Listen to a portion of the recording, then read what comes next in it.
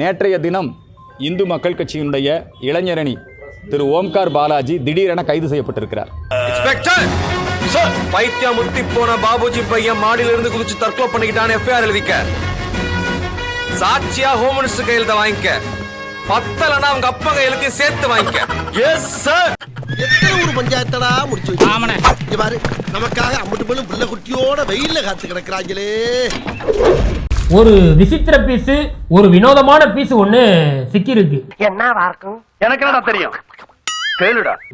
நம்ம அர்ஜுன் சம்பத்தோட அன்பு மகன் ஓம்கார் பாலாஜி தான் அந்த ஸ்பெஷல் பீஸ். ஒரு யாருன்னு தெரியுமா?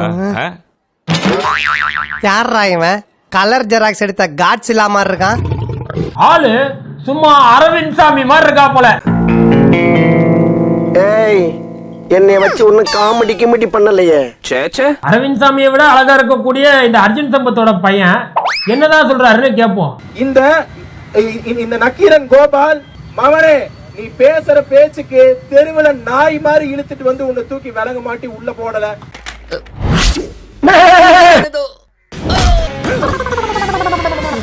என்னடா நாக்குல உனக்கு என்ன நரம்பு இருக்குதா இல்லையாடா? நாக்கை இழுத்து அறுத்து போடுவேன். நானும் பாத்துக்கிட்டே இருக்கேன். ஊழ சவுண்ட் ஓவரா இருக்கு. என்ன சொல்ற நீ? ஜக்கி பெட்ரூம்ல விளையாடுவாருங்கிறான். ஓனிய திட்டினா சாணிக்கு கோவம் வருது. ஏன்னா இந்த கேமை கண்டுபிடிச்சது நாங்க தான். ஏய், ஈத்திர எச்சகலைங்களா? நைட்ல உட்காந்து சார்ட்ல தான் வரணுங்களா? சத்குரு ஜக்கி வாசுதேவ் அவர்கள் மீது ஈசா யோக மையத்தின் மீது அவதூறு கற்பிப்பவர்கள் அவர்கள் மீது நடவடிக்கை எடுக்க வேண்டும் என்கிற கோரிக்கை ஆர்ப்பாட்டம் இந்து மக்கள் கட்சியின் சார்பில் நடைபெற்றது.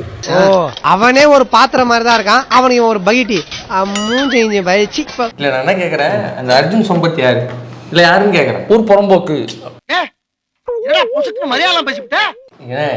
பொலிட்டிக்கல் ப்ரொஃபஷனா சொல்லுங்கண்ணே. பொலிட்டிக்கல் ப்ரொஃபஷன்னா பார்ப்பனர்களுடைய ஒரு அடியாளு. இவன் அல்லகைப்பா, அல்லகைனா எடுப்பு சோறு மிச்சமேதி போட்டா தின்னுட்டு எதுக்கு எடுத்தாலும் ஆமாம் போடுறவன். அந்த ஆர்ப்பாட்டத்திலே கலந்து கொண்டு பேசியதற்காக திடீரென்று வேண்டுமென்றே உள்நோக்கத்துடன் இரவோடு இரவாக ஏதோ ஒரு தீவிரவாதியை பயங்கரவாதியை தேடி பிடிப்பது போல நீ என்னடா நாட்டு சுதந்திரத்துக்கடா போராட்டு போன அன்யூனிஃபார்மில் வந்த காவல்துறையினர் அவரை வீட்டிலே இருந்து அழைத்து சென்றிருக்கிறார்கள். எங்கே வச்சிருக்காங்கன்னே தெரியல.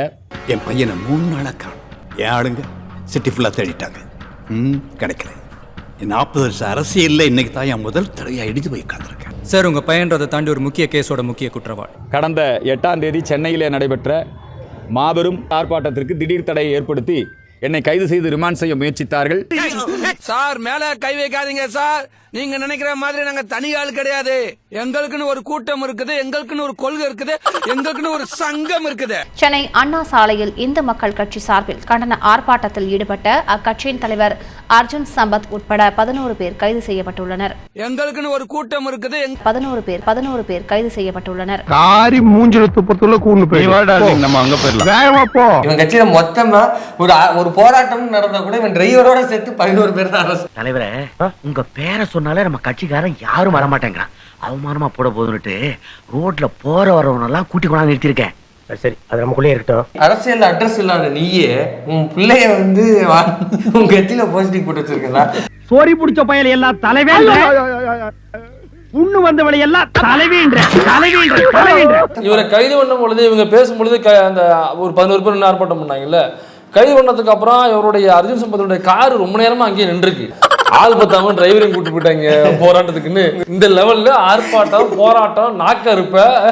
இதுல தப்பா என்னமா அசிங்கமா இங்கிலீஷ் வேற இல்ல. ஏற்கனவே வந்து சொம்பத் யாரு அப்படின்னா, சர்வதேச அளவுல ஏதாவது பிளான்கள் இருந்ததுன்னா ஸ்கெட்சு போட்டு தரப்படும். யாரை கொல்றதுக்கு? மாணவர்களை கொல்றதுக்கு, பத்திரிகையாளர்களை கொல்றது, போராளிகளை கொல்றதுக்கு நவீன முறையில் ஸ்கெட்சு போட்டு தரப்படும்னு சொன்ன நபர் தான் அவரு. நாங்கெல்லாம் ராவான ரவுடி. அப்ப இந்த கட்சியினுடைய கொள்கை என்னன்னாக்க கலவரம் செய்தல். இதுதான் எங்கள் காசேகாவினுடைய மாபெரும் கொள்கை. சரி, இத்தனை கலவரம் ஒண்ணு இல்ல, ஏன் உங்க கட்சி வளரவே இல்ல? தெரியலையே. தெரியலன்னா செருப்பாலே அடிப்பண்டா. இப்ப அந்த ஈஷா யோகாக்குள்ள என்ன நடக்குது? 2 சின்ன பசங்க இந்த ஈஷாவுடைய ஸ்கூல்ல தங்கி படிக்கிறாங்க. 2 வேளை தான் சாப்பாடு. கருப்பு நாயே, இது நியாயமாடா? இது தர்மமாடா? அது மட்டும் இல்லாம அந்த குழந்தைகளுக்கு கிட்டத்தட்ட வந்து ஒரு 20 மணி நேரம் அளவுக்கு ஒரு நாள்ல வந்து வேலைகள் இருக்கும். ஓ, வேலைகள் வேலை செய்யணும், உள்ள படிக்கிற பிள்ளைங்க வேலை செய்யணும். சார் இவனை என்ன பண்ண சார்? இப்ப ஒரு நாளைக்கு 1.5 மணி நேரம் மஸ்ட் அவங்க யோகா பண்றாங்க இல்லையா?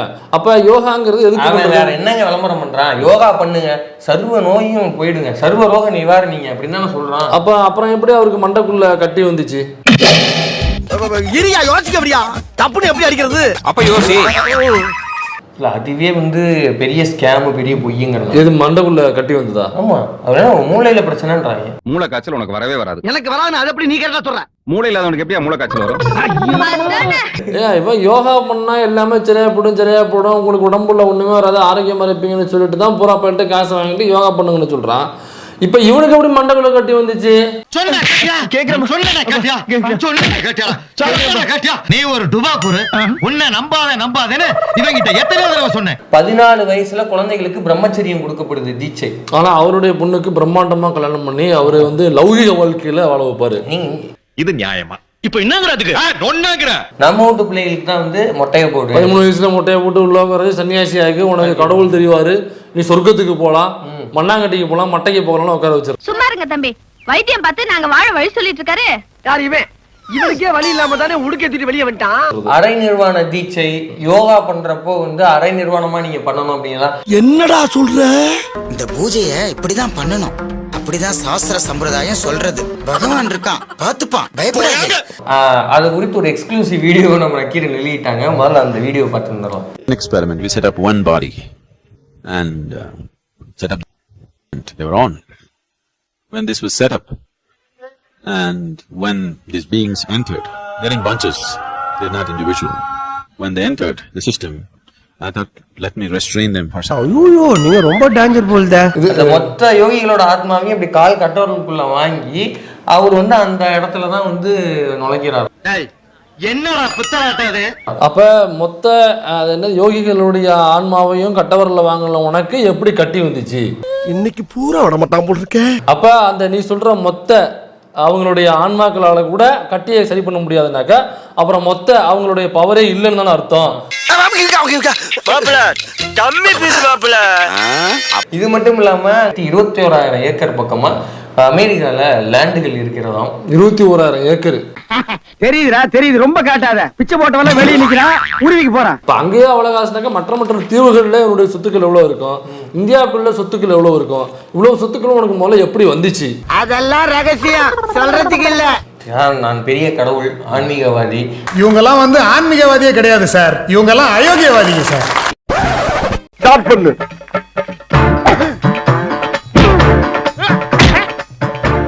இங்கிட்டு வா. அப்படியா? படைக்கல மண்டல மட்டும் அடிச்சிடாத, குலக்கத்தில் உள்ள போயிருவேன். சரியா? உங்க வீட்டு பிள்ளையா நினைச்சு எல்லாரும் என்னை மன்னிச்சிருக்க.